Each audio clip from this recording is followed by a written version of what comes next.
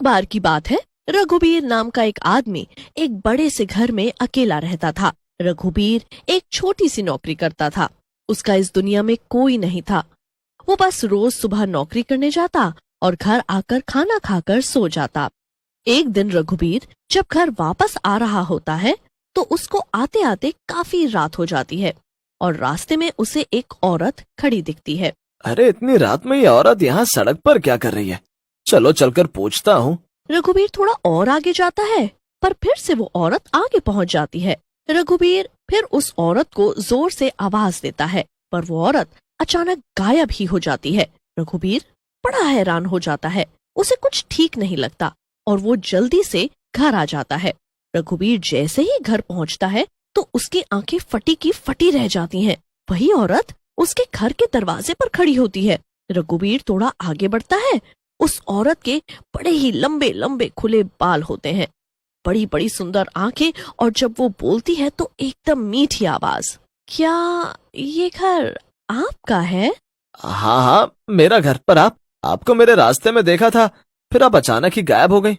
जी नहीं, बस वो अचानक वहां से चली गई थी क्योंकि वो रात बहुत हो रही थी और आप मेरी तरफ आ रहे थे तो मैं डर गई और वहां से फटाफट भागी। अच्छा तो ये बात थी। पर मैं ऐसा आदमी नहीं हूँ, तो मुझ पर पूरा भरोसा कर सकती हो। हाँ, मुझे भी ऐसा ही लगता है कि आप एक भले आदमी हैं और अच्छा हुआ कि मैं यहाँ आई। अरे आप यहाँ आए क्यों? मतलब मैं तो आपको जानता भी नहीं। जी वो मैं अपने गांव से आज ही आई हूँ।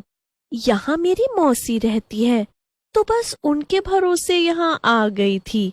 यहाँ कोई नौकरी कर लूंगी और उनके पास रह लूंगी। अच्छा तो फिर यहाँ कैसे? बस क्या बताऊं, उन्होंने तो मुझे साफ शब्दों में जाने के लिए बोल दिया कि यहाँ उनका ही गुजारा नहीं है तो वो मुझे कैसे रख सकेंगे और घर भी छोटा है। बस फिर मैं तुरंत वहां से निकल गई और उन्होंने मुझे रोका भी नहीं। तब से अपने रहने के लिए किराए पर घर ढूंढ रही हूँ। ये तो आपके साथ बहुत ही बुरा हुआ। तो फिर आप यहाँ कैसे आई? अरे बस जब आपसे डर कर भागी तो रास्ता ही भटक गई और अपने आप यहाँ पहुँच गई। फिर मैंने इस घर के बाहर एक बोर्ड देखा जिस पर लिखा था कि एक किराएदार की जरूरत है, तो मैं बड़ी खुश हो गई। फिर देखा दरवाजे पर ताला लगा है तो मैं बस यहीं खड़ी होकर इंतजार करने लगी। ओह अच्छा, अरे ये घर तो मेरा ही है। दरअसल इस घर में मेरे अलावा कोई नहीं रहता। अब मेरी नौकरी भी ऐसी नहीं कि मैं बहुत कमाता हूँ और ये खाली घर काटने को दौड़ता है। बस एक दिन सोचा क्यों ना मैं किराएदार रख लूं, तो दोनों समस्या ही दूर हो जाएंगी। तो बस समझ लीजिए आपकी ये समस्या दूर हो गई। आप मुझे अपना किराएदार रख लीजिए। रघुबीर ये सुनकर बड़ा ही खुश हो जाता है।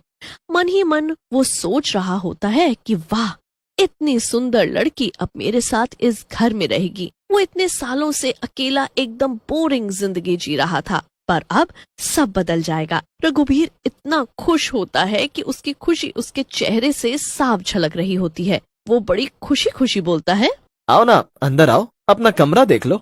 दोनों अंदर जाते हैं और फिर रघुबीर उस औरत को उसका कमरा दिखाता है। जी सच में बड़ा ही अच्छा लग रहा है यहाँ तो। आपका बहुत बहुत शुक्रिया। वैसे मैं आपको कुछ काम मिलते ही किराया दे दूंगी। अरे आप मुझे शर्मिंदा मत करो। अच्छा ये सब छोड़ो और अपना नाम तो बताओ। हमने इतनी बातें करनी और मुझे तुम्हारा नाम तक नहीं पता। जी मेरा नाम वंदना है और आपका? मेरा नाम रघुबीर। दोनों की अच्छी बातचीत हो जाती है। फिर रघुबीर अपने कमरे में चला जाता है। उस रात रघुबीर खुशी में बस उस औरत की खूबसूरती के बारे में ही सोचता रहता है। दूसरी तरफ वो औरत अपना कमरा बंद करके उसके बाद वो सारे पर्दे लगाकर कमरे में बिल्कुल अंधेरा कर देती है। अंधेरा करने के बाद वो बस कमरे में एक मोमबत्ती जलाती है और मोमबत्ती की रोशनी में वंदना का चेहरा इतना भयानक चुड़ैल जैसा दिख रहा होता है। वो जोर जोर से हंस रही होती है। कितना बेवकूफ है ये रघुबीर जो बिना जाने मुझे रख लिया। ये जो इतना खुश हो रहा है इसे तो पता भी नहीं कि मैं कोई वंदना नहीं बल्कि एक चुड़ैल हूँ। अब मैं इसी को इसके घर से बाहर कर दूंगी और हमेशा हमेशा के लिए ये घर मेरा हो जाएगा। चुड़ैल बड़ी खुश हो जाती है और बड़ी देर तक हंसती रहती है। उसके बाद जब उसे लगता है कि रघुबीर अब गहरी नींद में सो चुका होगा तो वे चुपके से बाहर जाती है।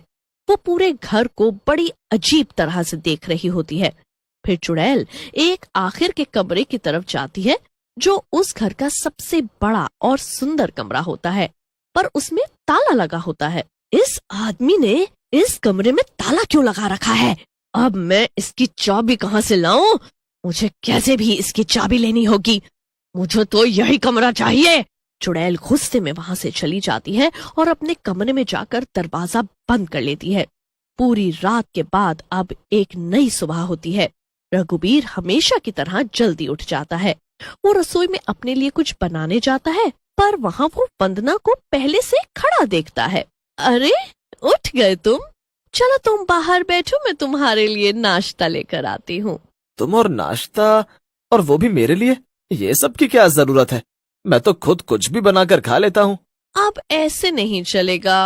अब मैं आ गई हूँ ना, तो रोज बढ़िया बढ़िया नाश्ता और बढ़िया खाना मिलेगा। रघुबीर तो ये सब सुनकर एकदम हैरान ही रह जाता है। एक दिन पहले आई एक औरत उसका इतना ध्यान रख रही है, उसे इस बात पर यकीन ही नहीं हो रहा होता। वो बस मन ही मन मुस्कुरा रहा होता है और वंदना को देख रहा होता है। उसके बाद वो नाश्ता करके रघुबीर वहाँ से चला जाता है। चुड़ैल पूरे घर में पागलों की तरह घूमती है।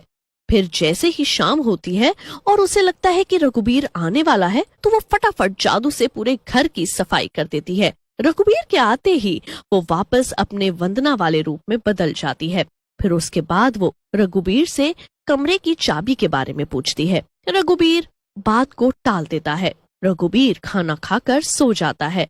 उसके सोने के बाद वंदना वापस चुड़ैल बन जाती है। वो रघुबीर के कमरे में जाती है और चाबी ढूंढने लगती है। आखिरकार उसे एक चाबी मिल ही जाती है। वो चाबी लेकर बड़ी खुश होती है और फटाफट कमरे के बाहर निकल आती है। चाबी लेकर चुड़ैल सीधा उस आखिरी कमरे को जाकर खोलती है।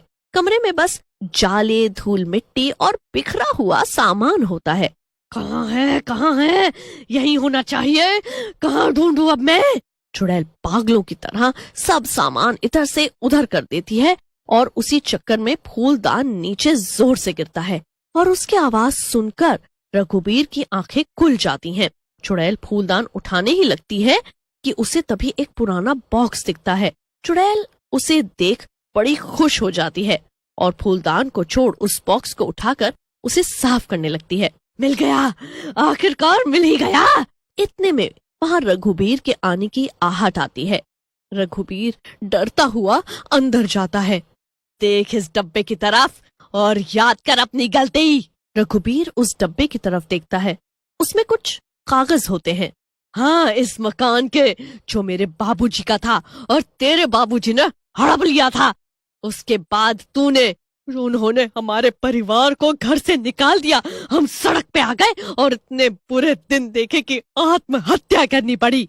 रघुबीर को सब समझ आ जाता है। अपनी सारी गलतियां याद आ जाती हैं। वो चुड़ैल के आगे खूब गिड़गिड़ाता है, पर चुड़ैल एक नहीं सुनती। सारी काली जादू की शक्तियों का इस्तेमाल करके वो रघुबीर को उन्हीं के घर के कागजों के साथ उसी डिब्बे में हमेशा के लिए बंद कर देती है। चुड़ैल जोर जोर से हंसती रहती है। चुड़ैल उस डिब्बे को रघुबीर के कमरे में रखकर बाहर से ताला मार देती है। उसके बाद वो हमेशा हमेशा के लिए वहीं कैद रह जाता है।